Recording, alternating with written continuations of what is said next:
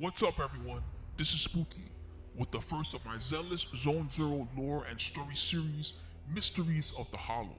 I'll be going in depth with both canon story as well as my theories on the world of Eridu, the Hollow disaster, and what the uncertain future will bring. Today's theory: what created Hollow Zero, the largest hollow of which many others are spawned? Or perhaps, who?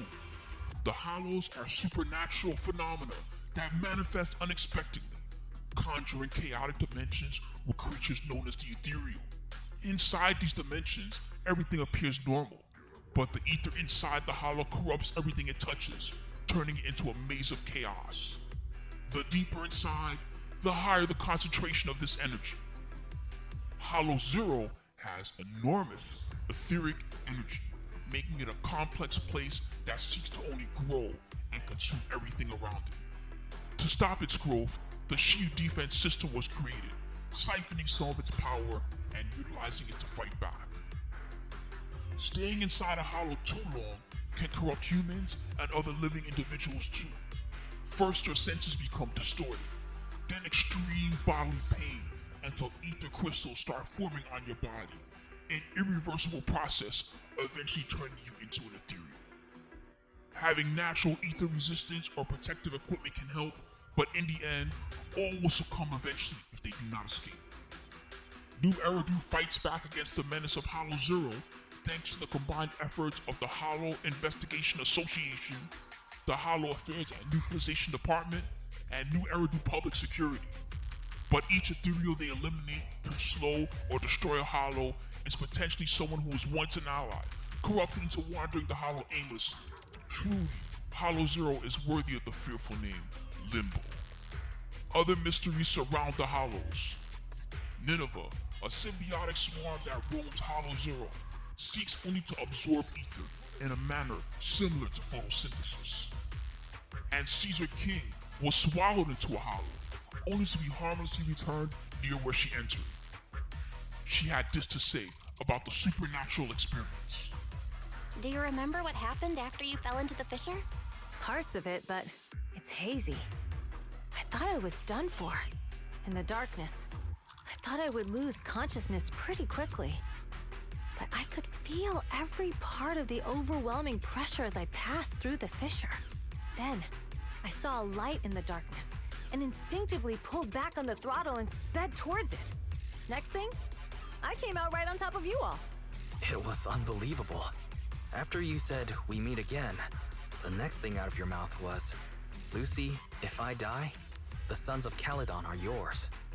Despite the dangers, Belle Wise are Phaethon, proxies who explore into the hollow, helping those in need with tasks they can't go to Neps or anyone else about. They are also often sought for their help as well by hand because of their unique experience within the hollow despite their youth, asked to take on anything from routine cleanup of Ethereals all the way to being the first line of defense for the shield pillar system when attack is imminent. Rather than traveling to the hollow themselves, they utilize VR to explore the hollow through their Bamboo EOS, leading combat-ready agents and providing vital information during their exploration. They can explore the hollow on their own without additional support thanks to their hollow deep dive system. This technology was created at Helios Academy by their mentor, Carole Arna, and the parts were scrapped from Hollow Zero after old Eridu was swallowed up. Using the HDD, they modified EOS, who was also Carole Arna's Bamboo, to create the chariot for their hollow expeditions. Here lies Phaethon, who in the Sun God chariot fared. And though greatly he failed, more greatly he dared. Why do Belle Wise know so much about the hollows, and Hollow Zero in particular? At a memorial for the fallen of old Eridu, Belle Wise had this to say. We became proxies so we could collect enough observation data to one day head back to where Helios Academy once stood, deep in Hollow Zero. We're confident that if there are clues anywhere, it's got to be there. Belle and I are prepared to swear on our lives that our teacher isn't the one responsible. We have to uncover the truth about the fall of the old capital and clear our teacher's name. She's innocent, because... The two of them seem quite sure that Carole Arna did not cause the hollow disaster. This is because they were also attendants of Helios Academy and had a first-hand account of the disaster as it happened. Rather than angrily denounce the true culprit, however, they are solemn about this entire situation. During their pensiveness, they are approached by Hollow Special Section 6 member Hoshimi Miyabi. She's known already to Phaethon as a Void Hunter, one of the strongest frontline fighters of hand. However, she also had some words directly for the siblings. So you're here to pay your respects to the deceased too? Yes, my mother. My condolences. I hope you can find peace soon. Thank you. But I don't intend to find peace.